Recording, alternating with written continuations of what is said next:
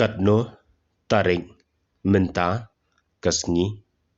What is the date today? Kadai arpho lai taring. It is 23rd. Balay mun lệnh sha'e. Why? Where are you about to go? Nga ham ban lệnh. I have to go. Haka arpo kendai.